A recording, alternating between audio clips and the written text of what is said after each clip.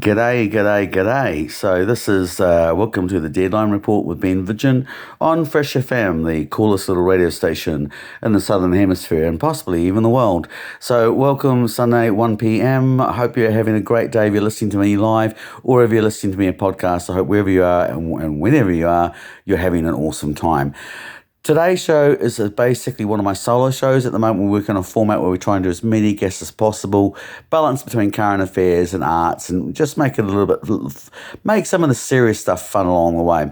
But today is a serious topic. I'm talking to you about special economic zones, or here come the specials. 2010.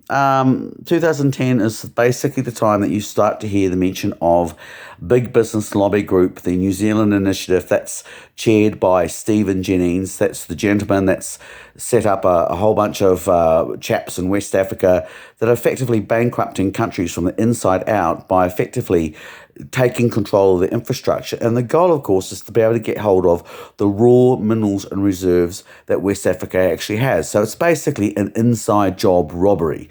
And let's not forget that Stephen Jennings is the man that also made Putin very, very, very rich by turning around and effectively again buying up very, very cheaply a lot of the infrastructure, a lot of the utilities, a lot of the natural resources of Russia at the time, before the bromance between the West and Vladimir Putin soured, when Jennings owned the biggest bank in Moscow, which was a Renaissance Bank, Moscow.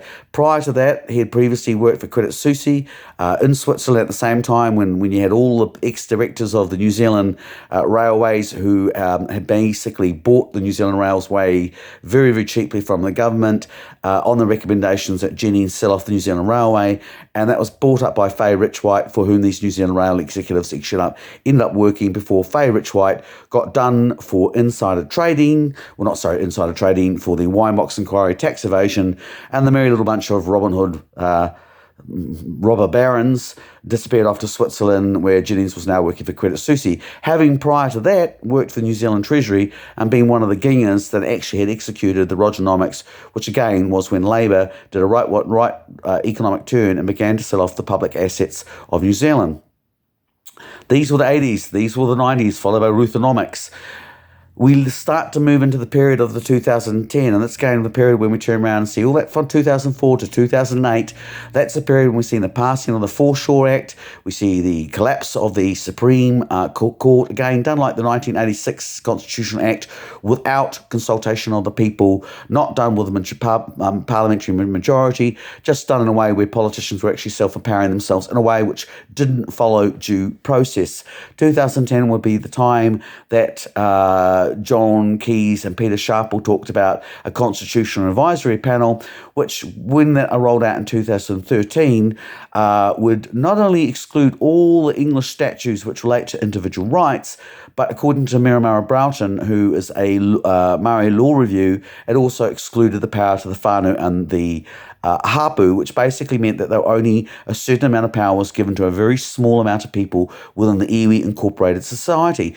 None of this made any of this much sense, really, when you think about it, till 2015, when we get the beginning of the TPPA, which was again tabled by Helen Clark in 2008, at the same time when the economic exclusion zone of New Zealand was expanded, so it was about 15 times the size of Mike Hoskins' ego, or if you want some more, empirical data, basically now 94% of New Zealand's sovereign territory is underwater and stretches all the way up to Tonga and all the way down to Antarctica. And that was in 2008, at the same time when Helen Clark tabled the TPPA, and at the same time she went off to be the UN, to where they said that to 2010, the notification of the Constitutional Advisory Panel, which we then found out actually in 2013 only gave power both in the Pākehā world and the Maori world to a very, very few corporate, basically elite,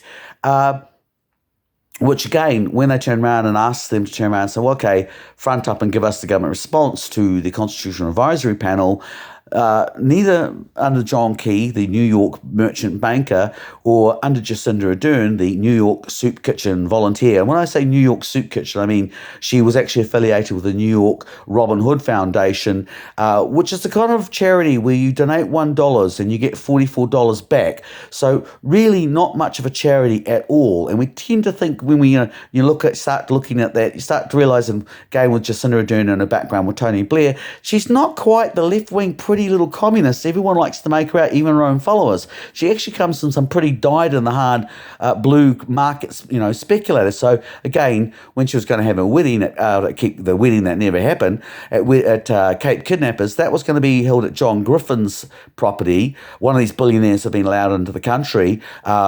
And that was going to be, he was the founder of the Robin Hood Foundation, who's also best friends with Julian Robertson, the Wizard of Wall Street, the New York factor. New York, New York, I want to be king of the heap. So that was, of course, Julian Robertson, who was good old John Key's best mate, who wanted to bring all these billionaires into New Zealand to have, basically, so we have tourism for billionaires and the rest of us all just waiters and waitresses. And all that was leading up to, of course, to 2015, when we turned around and saw, under John Key, the TPA, at the same time as the flag debate, get pushed through. And I just got to backtrack here for a second, because what I forgot to mention was the Constitution Advisory Panel, when they were asked for their response, both under Key and both under Ardern, they didn't give a response. 3 times they were asked, 3 times they gave no reply, even though the law says that they're actually required to give a response within 6 weeks. This is part of this continuous pattern that we start to see, starting with the 1986 Constitutional Act, followed forth on the 2004 Supreme Court Act, where government are just starting to empower themselves and not follow the rules. They're literally cheating and not following due process. They're just making things up. And when it doesn't suit them, the rules go out the window. Rules are for yous and I. Yous and I's, I'm sure that's even by my murdering of English and Maori language, because I'm bilingual, I can murder many languages. That's not correct English, but the point is, these are not the rules that we're expected to follow rules. This lot, they can just make it up as they go along. Make it till you fake it, baby.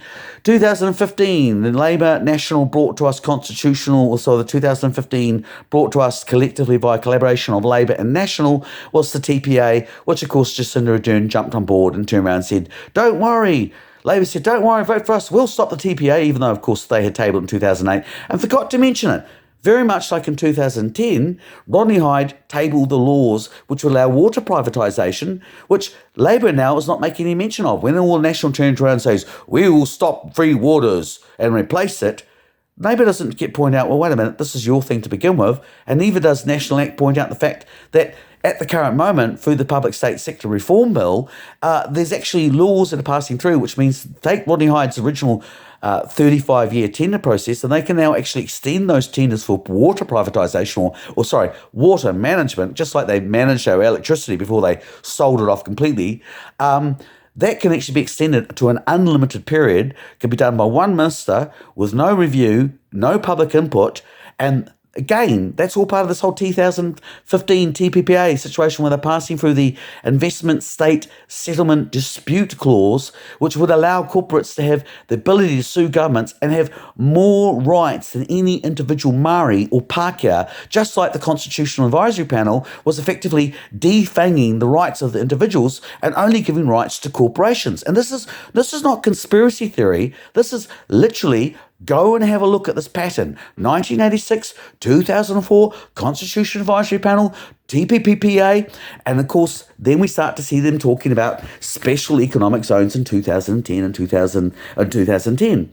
And of course, from 2016 and 2017, which is still the period of great Prince John Key, the magnificent Saint Jacinda hadn't come into the equation at this stage, but under John Key 2016, the Ministry of Primary Businesses, which is the ministry of sell the country of, and again, no one's ever actually public discussion about what this ministry, government's about, apparently seems to be about making money. It's not about looking after people anymore, and this is now the super ministry that has its fingers in every freaking pie that you care, and that's fricky, not to be confused with the FU, which would be the wrong word to say.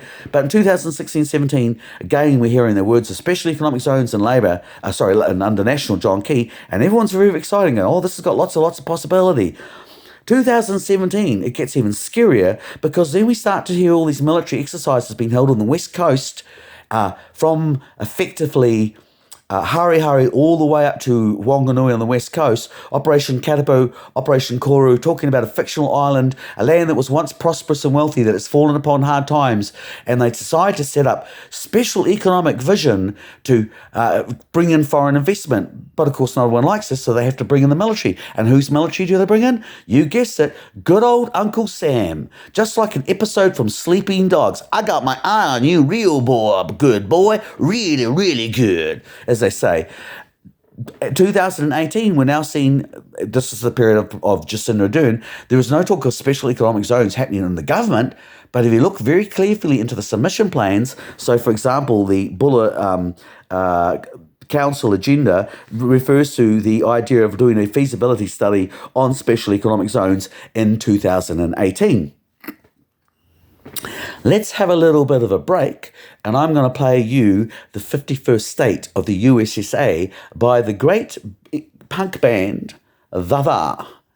And you've been listening to the Deadline Report with Ben Vidgen Investigates on Fresh FM, the greatest little show in the Southern Hemisphere and possibly the world. And we're back. So welcome again to this particular episode of the Deadline Report on Fresh FM. This will be your host today on Sunday is Ben Vidgen.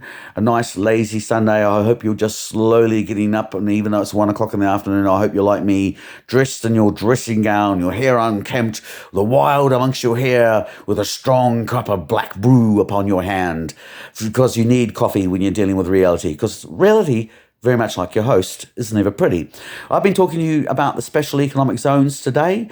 I've taken you through not just the special economic zones. I've turned around and I've taken you from the Foreshore Act. And the Foreshore Act is where basically the government turned around and took our ability to actually, everybody owned the foreshore, the Queen's Chain, and they turned around and took it away with the idea that they were going to give it to the Maori. No, well, they weren't going to give it to the Maori, because as we turn around and see under the bromance of Peter Sharples and John Key, they gave the land back to the incorporated iwi, to the Maori elite. They didn't give it back to the hapu. They didn't get back to the whānau, but it's all part of the whole divide and conquer and make us somehow think that the Maoris have got one over us, when they actually, the Maoris, just like me, and I mean the Maoris like me, my friends and my cousins and my family,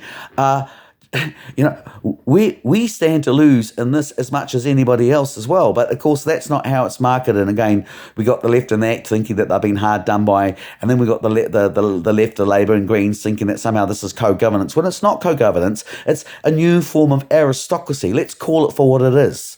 Okay, and if that's really what you think liberal values are about, and you really think that this new particular special relationship where only corporations and a few little elite actually get to have all the toys at the top, and we have to do is what we're told, then the definition of left wing has certainly changed a lot since I was at university.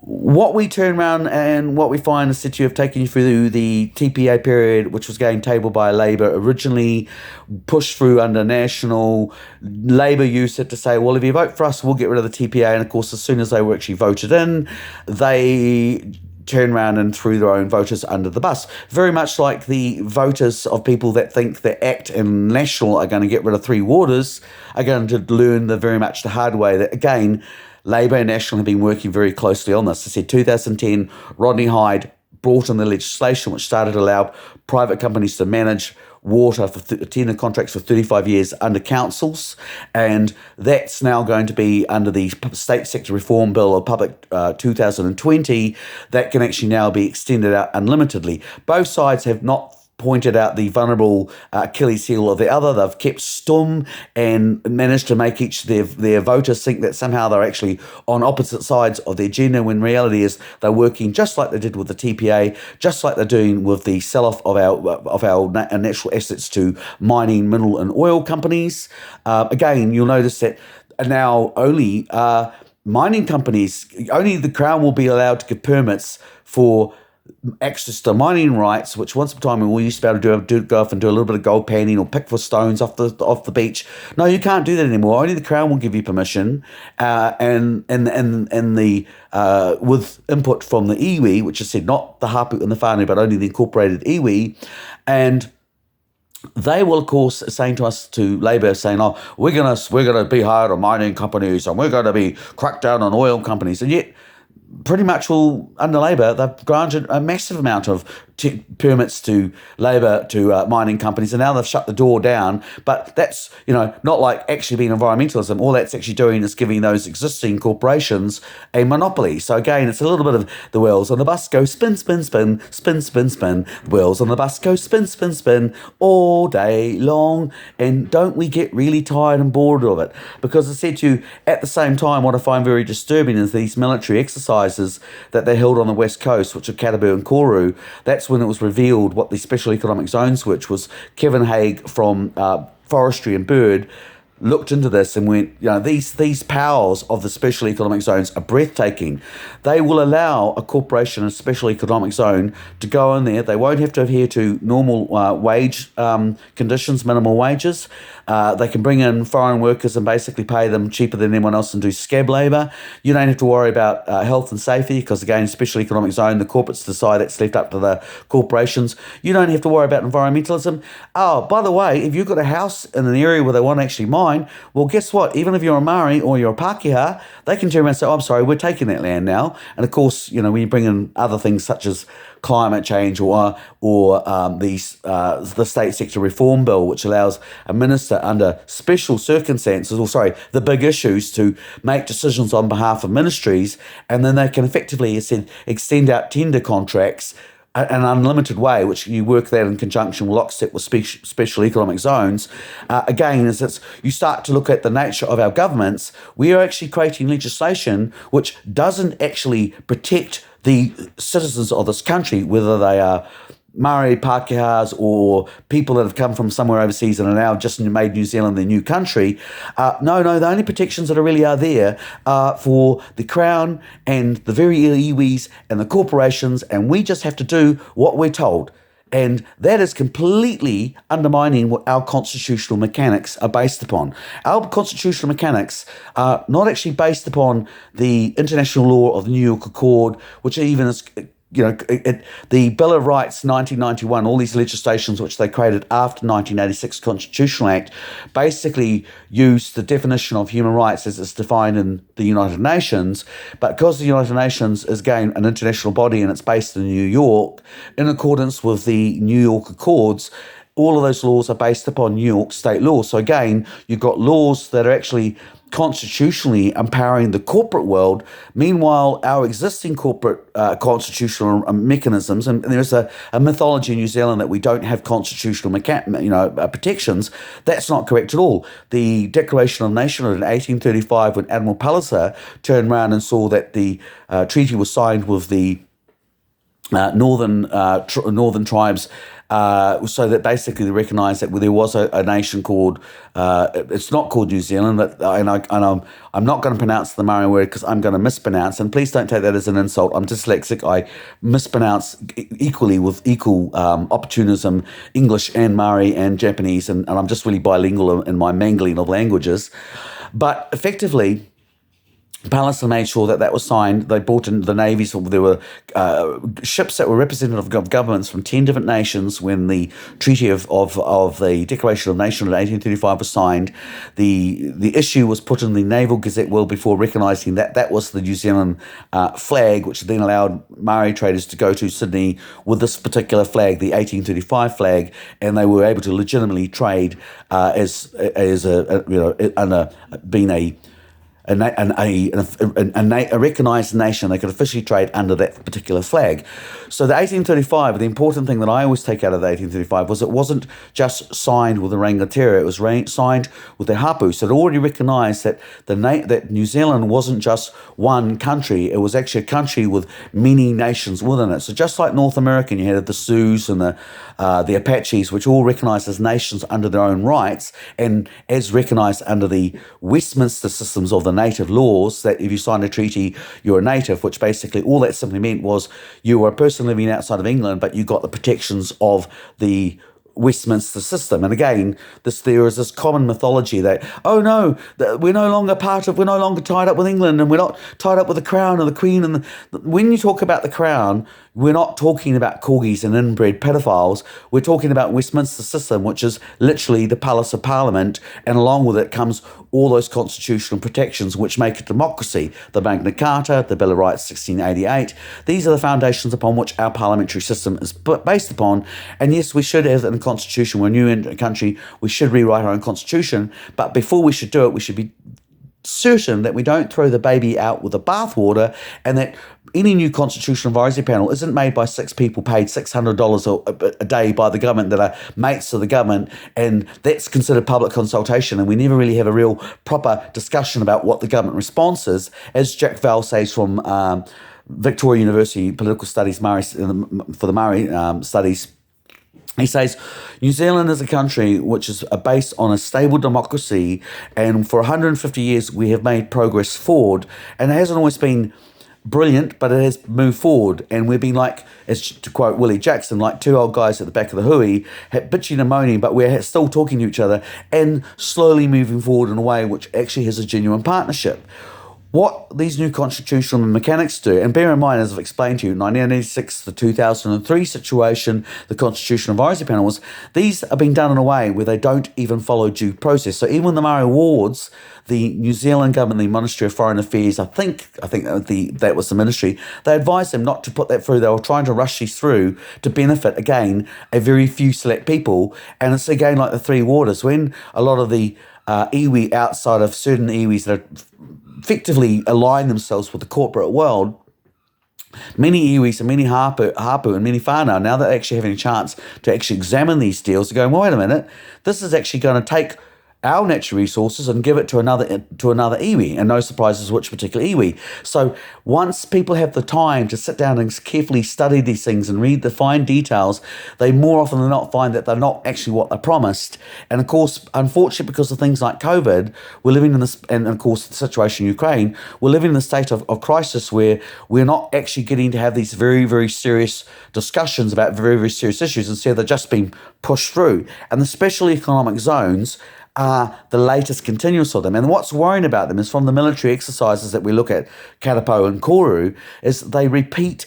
My own experience was when I was in the army in 1989, I participated in Operation Golden Fleece, and they talked basically about a country that was being destabilized by a superpower. We weren't allowed to say Russia or China. We simply called them the Colchichians, but the Colchichians were doing this through these like professional, criminal classes that were, basically stirrers that had been paid by a third party to cause grief, and they were recognised by.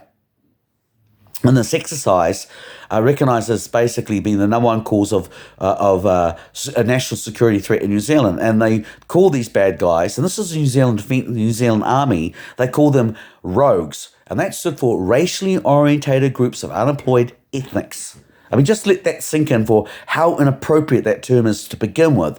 But what's more significant, if you turn around and you look at every time something's gone boom in the Pacific, and that's 1973, the attempted coup in Minerva, involving people like Robert Vesco, very much closely tied to Adnan Khashoggi, who was the front person for the Saudi government.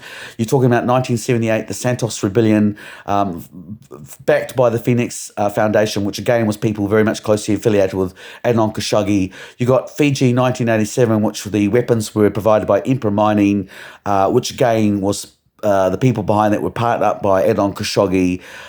Then you have Papua New Guinea with the mercenaries being brought in to try and put down the separatism situation there. Mercenaries with Tim Spicer, who also did work for Adnan Khashoggi. Fiji 2000, Fiji 2004, I think, and then the Solomons 2000. All of these companies were spelt as ethnic disputes, but the reality in 2009 with my good friend Kilwin Alps also trying to stir stuff up there, but on behalf of his company that it was called Phoenix International. All these companies that were blamed as being ethnic disputes, it had nothing to do with ethnic disputes. These were mining companies that went in there and deliberately destabilized these nations. And that's what disturbed me. In 1989, the word rogue, racially orientated groups of unemployed ethnic groups, that actually came from a report written by Frost and Sullivan 2 years beforehand, and Frost and Sullivan do work specifically for the CIA, the State Department, and the mining firms. And we were actually finding out the New Zealand military using words from a mining company, and now we talk about special economic zones, and we're having military exercises painting the same sort of scenario that I went through on Operation Golden Fleet. And again, their language is coming from the Business Roundtable. I smell a rat, and I think we all really need to wake up very, very carefully and start holding our governments to account. And when I mean we, I mean the Māori, the Pākehā, anybody, whether you're a Labour, National Act, we are being screwed over and played against each other, and it's really becoming quite blatant, and it's becoming extremely, this is a coup d'etat, and there is no other word for it. This is Ben Vidgen. This is the Deadline Report. Thank you very much, and I'll see you next week, Sunday at 1 p.m. with a strong cup of coffee in your bathrobe, because reality, like your host, is never pretty.